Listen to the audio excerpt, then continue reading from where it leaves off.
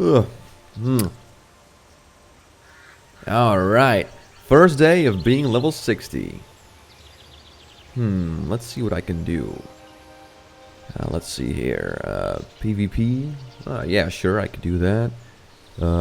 Farming gold? That's not a bad idea. Oh yeah, of course. Raiding for gear. It's time to get out there and collect me some purples. Hey guys, Hamsterwheel here, and yes, it's time. Time to take this druid to the next level. And with that, I mean get it some epics, so 1, I can do my job better at healing or being support in a BG. 2, have more street cred as I RP walk through Orgrimmar. And 3, try to get some items that I never managed to obtain in vanilla World of Warcraft. Oh yeah, like any other person in vanilla WoW, I definitely had a couple of items on my wishlist that I unfortunately never got 16 years ago. Now while I would love to obtain a full set of epic gear, and while I'm definitely shooting for that, some epics on my list are more special than others. And today I'll take you on my journey to try and get those epics. Let's talk about healing necklaces. One healing necklace that was always on my mind came from a boss in Zul'Gurub. That healing necklace was Jindo's Evil Eye. I mean, just look at the stats. 11 intellect, 5 stamina, 6 spirit, and a massive 44 healing done. This was one of the coolest healing necklaces out there before things like Ankh-Raj and Naxxramas. And oh man, did I ever had my eyes set on this thing. Unfortunately, the gods of RNG just weren't on my side in vanilla. And while I did see it drop a few times, those few times I just didn't have enough DKP to win it. After all, with DKP you gotta make choices with gear.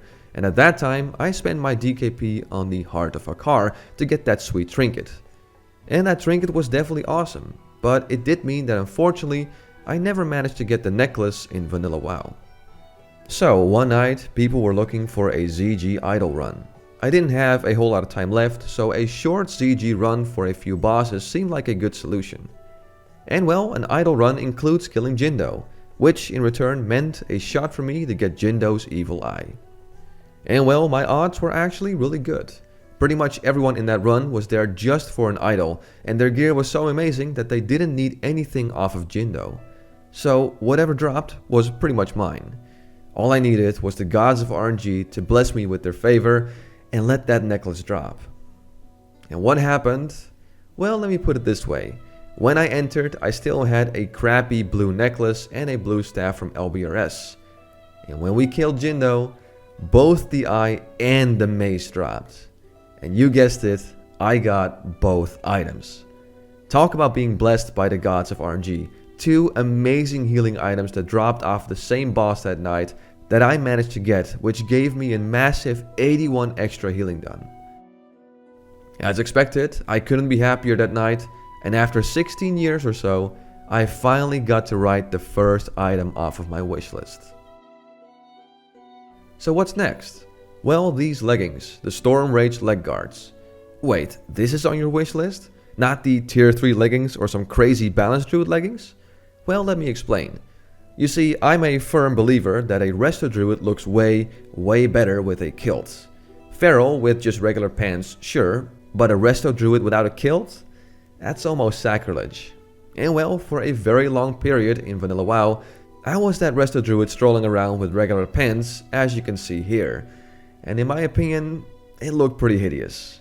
And when I saw the tier 2 leggings for the first time, I wanted to get them. Badly. Because 1, they're pretty good healing pants, but 2, they just look amazing. Unfortunately, my guild at the time didn't really focus that much anymore on Molten Core, as our main focus was Blackened Lair and Ankh-Raj.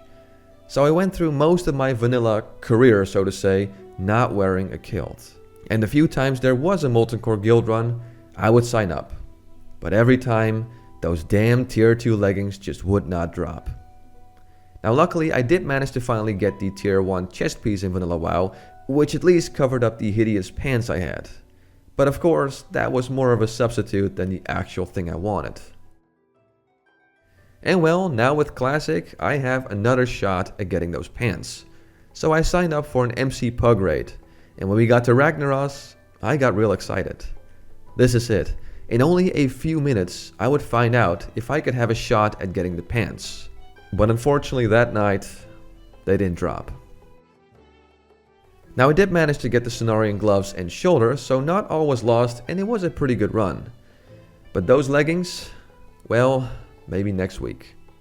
So I waited another week and joined the same pug raid, and eventually we got to Ragnaros again. Keep in mind that this pug raid worked with soft reserve, and I was the only one who wanted the Storm Rage leg guards. Basically, if they dropped, they were mine. And so Ragnaros' health dropped, and we got closer and closer to seeing the loot. And again, I got real excited. It's been 16 years. Will I finally complete this dream today? Well, when Ragnaros died, I walked over to his corpse, anxious to see the loot. And what did I see? Bam! The Storm Rage leg guards. And oh my god, I was super excited. And because no one else wanted them, they were mine. And in my chat I saw, "You receive loot, Storm Rage leg guards." And I couldn't be more excited. That's item number 2 crossed off of my list, and I finally walk around as a Resto Druid wearing a sweet looking kilt instead of some awful looking pants. Alright, so what was the next item on my list? Well, a little mace that goes by the name of Lokamir Ilromathis, the weapon from Nefarious with that glorious 84 spell damage. This was another weapon I drooled over in vanilla, but as you can see from this screenshot, which was one of the last screenshots I took in vanilla, I was wearing the Will of Arlok. Admittedly, a pretty sweet healing staff, but of course not the mace, meaning I never managed to get it in WoW vanilla. And I was left wondering what it would be like to wield that bad boy on my druid. Now, however, I have a shot to get it. A shot to feel what it's like to wield this mighty weapon while playing Classic. So I signed up for a weekly Blackwing Lair run. And again, since it's only Blackwing Lair, the pug raid was able to go through that place in a really good pace. Now, me being still somewhat of a crappy gear druid meant that any Storm Rage items that would drop could potentially be mine. So it was raid night, and it was the first time I was running Blackwing Lair on my druid. And I definitely had some nostalgia vibes, as I still remember running Blackwing Lair on my druid in vanilla quite vividly. And hey, I still even have a bunch of screenshots from that place too. The whole raid went without a sweat, and when we got to Nefarian, I again got really excited. The fight went smooth, and the lower Nefarian's health got, the more excited I got. Now keep in mind, the mace is a popular item, and I wasn't the only one who soft reserved it. So obstacle number 1 is the mace dropping, and of course obstacle number 2 is rolling higher than anyone else. And so Nefarian died, and I rushed over to his corpse, only to find that it didn't drop. Oh well, there's always next week. Of course, during all this, I got my Onyxia attunement out of the way too. For that quest, you have to run UBRS multiple times, and in one of the UBRS runs where I had to collect 20 eyes for the necklace, we had a warrior who was hoping for his Valor shoulder pads to drop off of Rent. Then someone jokingly said, in before Fellstriker, an epic dagger with an extremely low drop chance. And what dropped off of Rent? Well, you guessed it, the Fellstriker. Oh yeah, talk about luck. So basically, one unhappy warrior and one very happy rogue. I also remember just how much of a pain this attunement quest is, but on the flip side also how much elaborate stuff you have to do just to gain access to Nyxia's lair, like going all around the world to kill 4 nasty dragons, which without a mage took quite some time, because of no portals. But we were persistent and dedicated to our cause to kill Onyxia. I mean, get more fat epics. And next week, I was back for the Blackwing Lair raid. My druid was ready, I was pumped, and I couldn't wait for this raid to happen. Only to hop on Discord and see that the raid was postponed. So yeah, sorry druid, you're gonna have to wait a bit longer to try and get that mace. So a week passed and here we go again. We're in Blackwing Lair and I'm ready to try my luck once again. And the raid started out really strong. Razorgore dropped the Storm Rage bracers, and bam, I got them.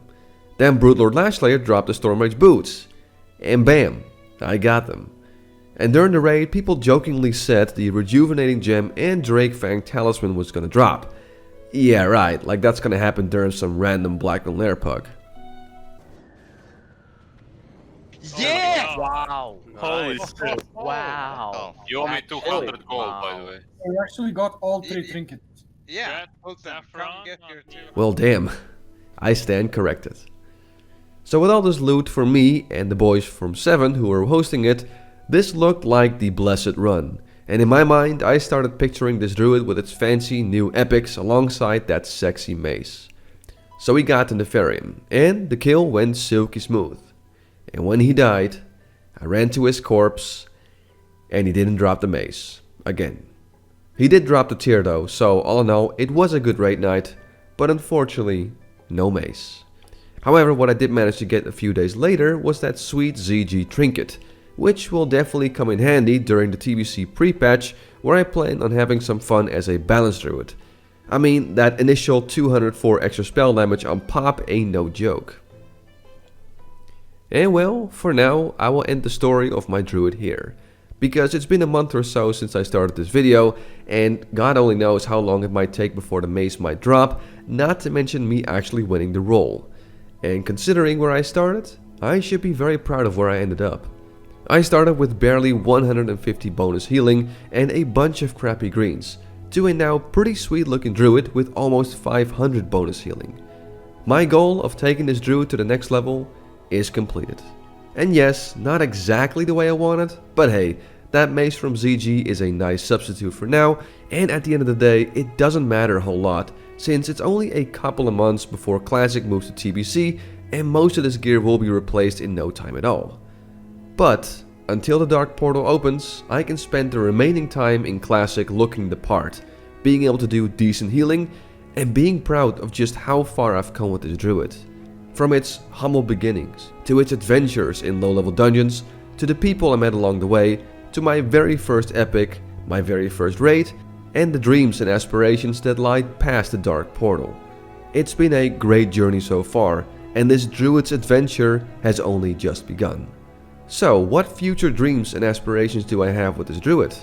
Well, find out next time. For now, I want to thank you for watching this video. I'm Hamsterwheel, and have a good one.